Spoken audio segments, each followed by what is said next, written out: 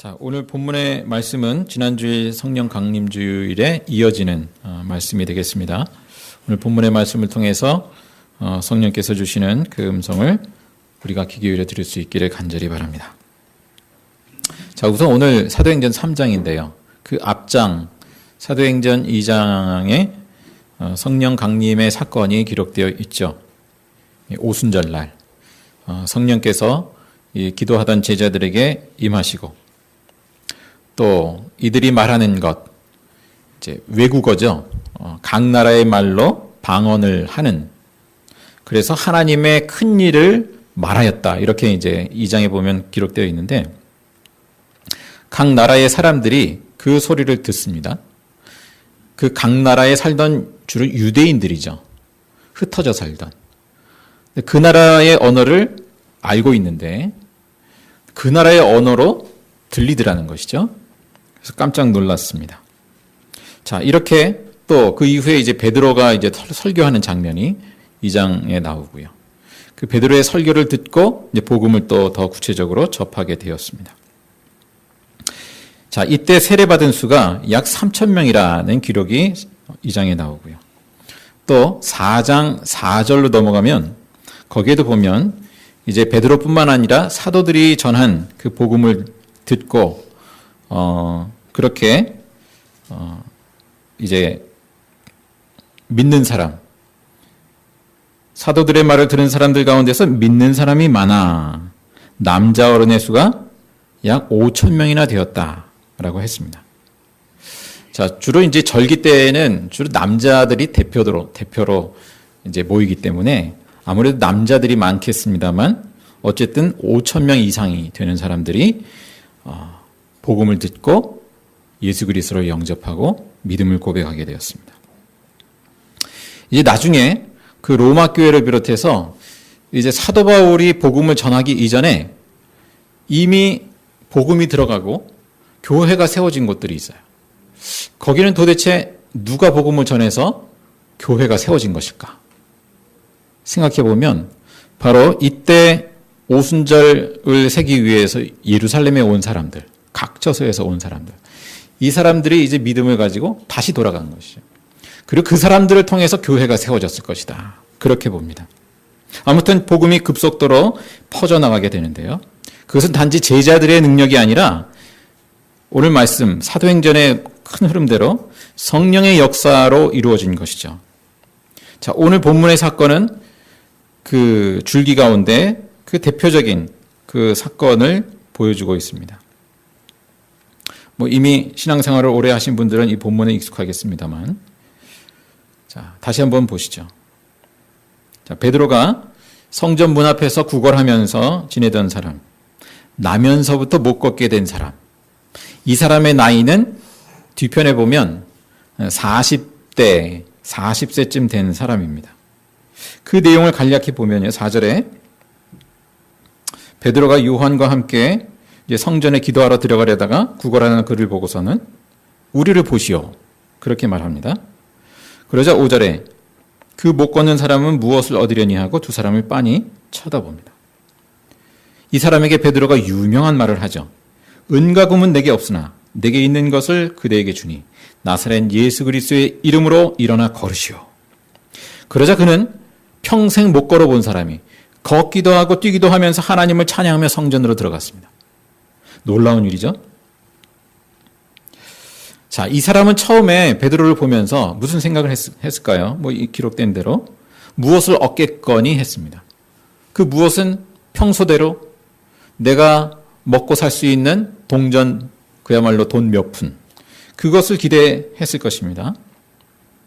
그러나 베드로는 그에게 무엇을 눈여겨보았을까요? 그 사람을 주목하여 봤는데 무엇을 본 것일까요? 그의 필요를 보았죠. 그의 필요, 돈이 필요하고 그걸로 먹고 살아야 되는 그 삶의 현실. 물론 그것도 필요하지만 그 너머의 필요를 봤습니다. 그 사람의 영적인 필요를 보았습니다. 40년 동안 성전에 들어가지도 못하고 그 앞에서 구걸하면서 삶을 살아가는 이 사람. 하나님이 그 사람을 통해서 하시고자 하는 일이 무엇인지를 베드로는 보았습니다. 하나님이 베드로 자신을 통해서 지금 무엇을 행하고자 하시는지를 또한 보았습니다. 자, 성령의 사람은 어떤 사람인가? 우리가 성령의 인도하심을 따른다면 어떠한 사람으로 설까? 뭐 그 사람이 부자래, 뭐 직위가 어떻대, 무슨 일을 한대, 뭐 자녀가 뭐 몇 명이고 뭐 어떻게 살고 있대, 뭐 이런 정보들을 넘어서 그 사람의 영적인 필요를 보지 않겠는가? 우리 안에 성령이 역사하신다면 내 곁에 있는 사람들의 영적인 필요를 보지 않겠는가? 성령께서 나를 통해서 어떤 일을 하기를 원하시는지 거기에 우리의 영적인 촉수를 그 더듬이를 달팽이처럼 더듬거리면서 그것을 감지하고자 하지 않겠는가? 자, 베드로는 성령께서 이 사람에게 하고자 하는 일을 이제 성령의 감동을 받았습니다. 베드로는 마침 돈이 없었죠. 돈이 있으면 돈을 줄 수도 있겠지만 그것도 좋은 일이지만 무엇보다도 내게 있는 것을 주었습니다. 내게 있는 것을 내게 주노니 무엇인가요? 예수 그리스도의 이름. 예수 그리스도의 이름. 돈에 비할 수 없는 것을 주었죠. 자, 육신의 눈으로는 이 정말 평생 못 걷던 사람이 걷기도 하고 뛰기도 하게 된 그 신체적인 치유, 이것이야말로 대단한 것이죠. 가장 큰 것이죠. 그러나 영적인 눈으로 본다면 이보다 더 큰 것이 있는 것이죠. 부활하신 예수님께서 성령으로 그를 통해서 역사하셨다는 사실. 부활하신 예수님이 그의 삶의 자리에 찾아오셨다라는 사실. 자, 하나님의 임재가 이제는 예루살렘 성전이라는 특정한 건물이 아니라 예수 그리스도를 주님으로 영접한 사람들을 통해서 임하시고 그렇게 역사하시는 새로운 성전 시대가 왔다라는 것. 그것을 단적으로 보여주는 사건이 바로 이 사건이죠. 자, 이 일로 사람들이 크게 놀라고 기이하게 여겼습니다. 그러자 베드로가 하는 말이 오늘 읽은 본문 다음에 이어지는데요. 12절 말씀을 읽어보겠습니다. 3장 12절. 시작. 베드로가 그 사람들을 보고 그들에게 말하였다. 이스라엘 동포 여러분, 어찌하여 이 일을 이상하게 여깁니까? 또 어찌하여 여러분은 우리가 우리의 능력이나 경건으로 이 사람을 걷게 하기나 한 것처럼 우리를 바라봅니까? 예, 넘어가서 15절, 16절을 읽겠습니다. 그래서 여러분은 생명의 근원이 되시는 주님을 죽였습니다. 그러나 하나님께서는 그를 죽은 사람들 가운데서 살리셨습니다. 그런데 바로 이 예수의 이름이 여러분이 끊어졌군요. 네, 우리는 여러분이 지금 보고 있고 잘 알고 있는 이 사람을 낫게 하였으니 이것은 그의 이름을 믿는 믿음을 힘입어서 된 것입니다.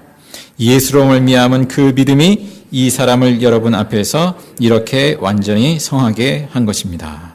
타이핑을 하다가 제가 중간에 빼먹었군요. 죄송합니다. 예수로 말미암은 그 믿음이 이 사람을 여러분 앞에서 이렇게 완전히 성하게 한 것입니다. 자, 오늘 본문을 통해서 주시는 말씀은 바로 이것이죠.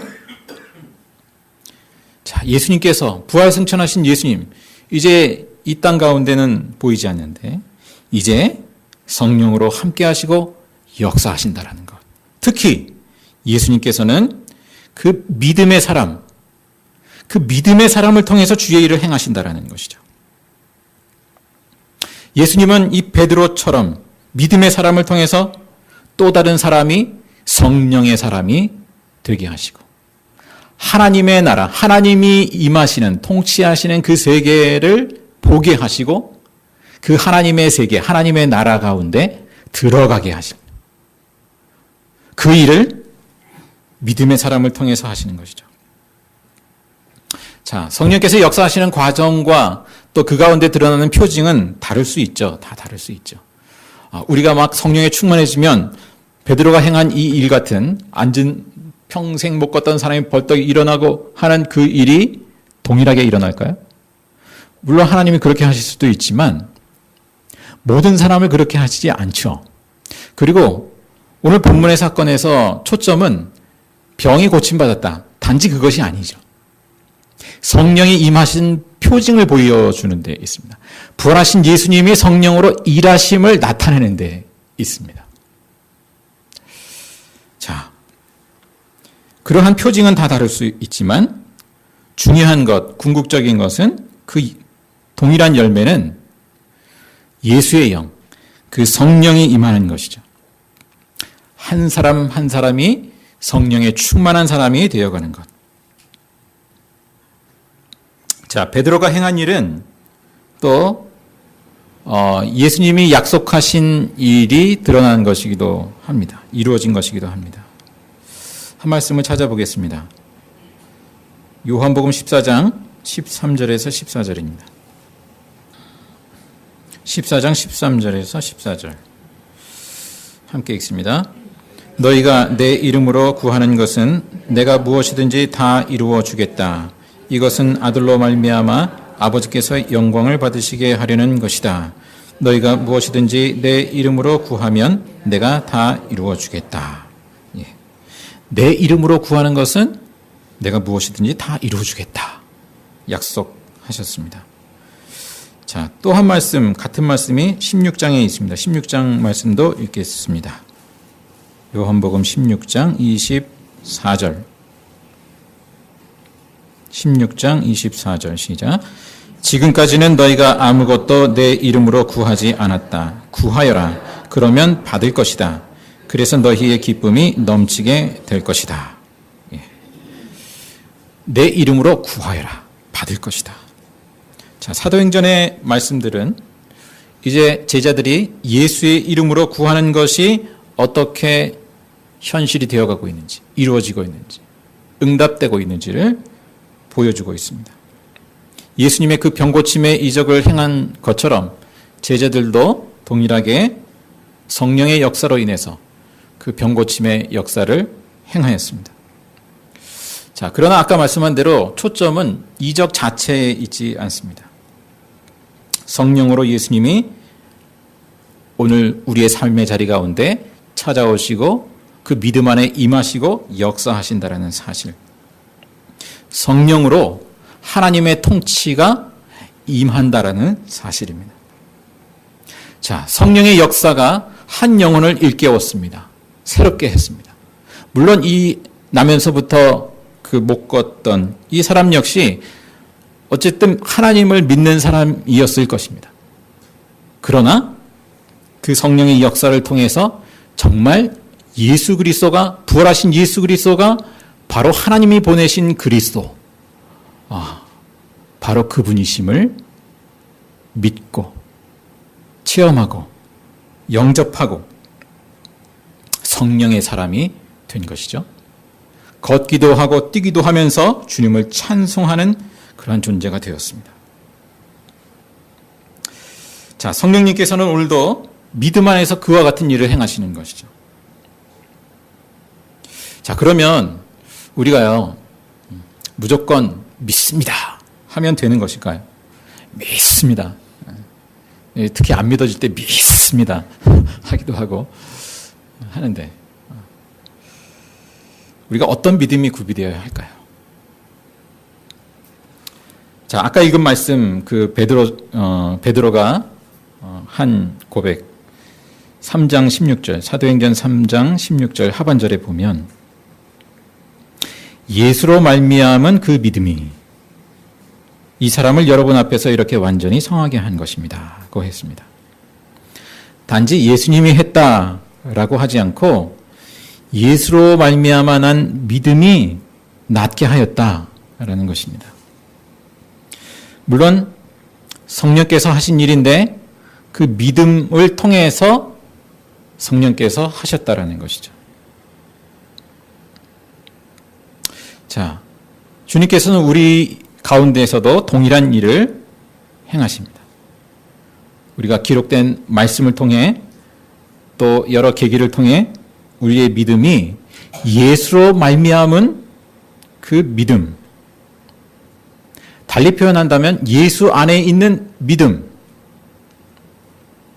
물론 예수 그리스도를 믿는 믿음이죠.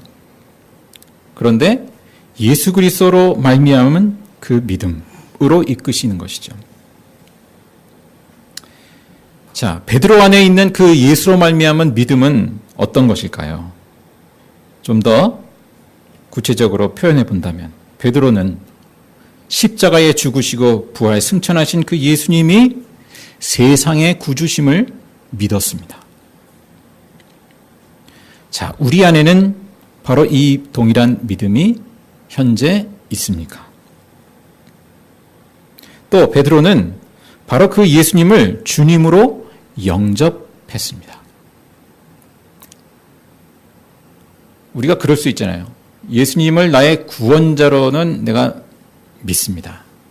그런데 나의 주님으로는 아직은 아닙니다. 말은 그렇게 안 하지만 실상은, 믿음의 실상은 그럴 수 있죠. 베드로는 바로 그 예수님을 정말 주님으로 영접했습니다. 우리 안에 그 믿음이 있습니까? 베드로는 예수님이 성령으로 역사하심을, 임하심을, 함께하심을 믿었습니다. 우리 안에 그러한 믿음이 자리하고 있습니까? 베드로는 예수님이 하시고자 하는 일에 자신을 일치시켰습니다. 우리 안에 바로 그와 같은 믿음이 자리하고 있습니까? 베드로는 예수님이 자신을 통해 하고자 하시는 일을, 바로 그 일을 통해서 자기 영광이 아니라 하나님께 영광을 돌리고자 합니다. 하나님의 영광이 드러나기를 원합니다. 우리 안에 그와 같은 믿음이 자리하고 있습니까? 자, 이처럼 더 구체적으로 여러 가지로 또 표현할 수 있겠습니다만, 이처럼 예수로 말미암은 그 믿음을 통해서 성령님이 우리 안에 역사하십니다. 자, 우리는 각기 삶의 자리 가운데 그러한 처지에 놓일 수도 있죠. 정말 이 나면서부터 못 걷게 된 사람처럼, 우리가 신체 장애는 아니라 할지라도 정말 일어서지 못하여서 주저앉아 있는 것과 같은 그러한 그 삶의 처지 가운데 그냥 계속해서 살아가는 모습, 바로 그러한 우리를 붙들어 일으키셔서 생명의 삶을 살게 하시는 성령님, 걷기도 하고 뛰기도 하며 하나님을 찬송하게 하시는 성령의 역사. 자, 우리는 혹시 세월이 가도록 변화되지 않은 모습으로 살아가는 그러한 영역이 여전히 있지는 않습니까? 내 안에 해결되지 않은 어떤 문제, 그 문제 가운데 여전히 주저앉아 있는 그러한 모습이 있지 않습니까? 또 인간관계의 어떤 갈등 구조 속에서 계속해서 헤어나오지 못하는 그러한 모습이 우리의 삶의 자리 가운데 있지는 않습니까? 자, 예수님께서는 내 삶에 공급하시는 그 생명의 능력을 잃어버린 채 내 능력으로 발버둥하는 그 삶의 현장 가운데 그냥 살아가지는 않습니까? 다른 사람을 생명의 길로 인도하고자 하는 생각을 갖기에는 내 삶 하나, 내 가족이나 건사하기에도 벅찬 그러한 삶의 자리 가운데 또 우리가 어제 살듯이 오늘을 살고 내일을 살고 그렇게 살아가는 모습이 있지는 않습니까? 자, 성령의 능력이 우리의 영을 살아있게 하죠. 성령이 아니면 우리는 그와 같은 일을 행할 수 없습니다. 예수님의 사람으로, 성령의 사람으로 살아가는 일은 우리의 능으로 되는 것이 아니라 성령님만이 하시는 일이죠. 오직 성령으로만 우리는 하나님을 참되게 예배하고 찬양할 수 있습니다. 성령으로만 우리는 비로소 예수의 증인이 됩니다. 오직 성령으로만 우리는 우리의 행하는 일이 주님의 일이 됩니다. 자, 우리 예제교회의 능력, 또 우리 성도들의 능력이 어디에 있을까요? 숫자와 재정과 사회적인 이력과 어떤 영향력, 그런 것이 아니라는 것을 오늘 본문의 말씀이 우리에게 증거해 줍니다. 오직 예수의 이름이, 예수로 말미암은 그 믿음이, 또 그 믿음을 통한 성령의 임재와 그 능력이 우리 교회와 성도의 능력임을 말씀해 주고 있습니다. 자, 우리가 여러 가지 계획을 세울 수도 있고 사역을 할 수도 있고 할 수 있겠습니다만, 하나님은 우리가 무엇을 하든지 예수 이름의 능력을 의지하여서 행하기를 간절히 바라시고 그것을 오늘 본문의 말씀을 통해서 촉구하신다라고 믿습니다. 만약 내 안에 그 성령의 능력이 없다고 여겨진다면 우리가 간절히 구해야 하겠습니다. 누가복음 11장 9절의 말씀에 이렇게 예수님께서 말씀하시죠. 마태복음에도 있는 말씀입니다만, 구하라, 찾으라, 문을 두드리라. 그러면 그렇게 구하는 사람에게 무엇을 주시겠다고요? 성령을 주시지 않겠느냐 말씀합니다. 그러니까 우리가 구하고 찾고 두드리는 것 여러 가지를 다양하게 구할 수 있습니다만 그 구함의 초점은 성령이란 얘기죠. 또 하나님이 주시고자 하는 우리에게 무엇보다 주시고자 하는 것은 바로 성령이라는 말씀이죠. 우리가 성경의 말씀을 묵상하면서 또 기도하는 자리를 통해서 우리가 하나님께 구하고 찾고 문을 두드릴 수 있기를 간절히 바랍니다. 바로 그러한 사람에게 부활하신 예수님이 성령으로 충만히 임하시고 또 그분을 통해서 하고자 하시는 일을 나타내실 것입니다. 우리가 무사람들을 바라볼 때 성령께서 그 각 사람의 영적인 필요를 보게 하시고 우리가 할 수 있는 우리를 통해서 성령께서 하실 일을 행하실 것입니다. 기도하겠습니다. 하나님 아버지, 저희들이 예수 그리스도를 구주로 믿고 주님을 예배하는 자로 이 자리에 모였습니다. 그러나 우리의 믿음이 또 연약하기도 합니다. 주님, 저희들에게 참된 신실한 믿음을 더하여 주시고 또한 성령의 충만함을 간구하오니 주님, 저희들을 온전히 다스려 주시옵소서. 주님, 성령의 그 충만한 역사를 저희들 삶의 자리를 통하여 저희 예제 공동체를 통하여 나타내 주시옵소서. 아버지 하나님, 베드로 안에 품었던 그 믿음이 우리 안에 있게 하시고 아버지 하나님, 말씀과 기도 가운데 오직 성령께서 주시는 그 믿음, 그 믿음의 길을 온전히 주님과 더불어 걸어갈 수 있도록 인도하여 주시옵소서.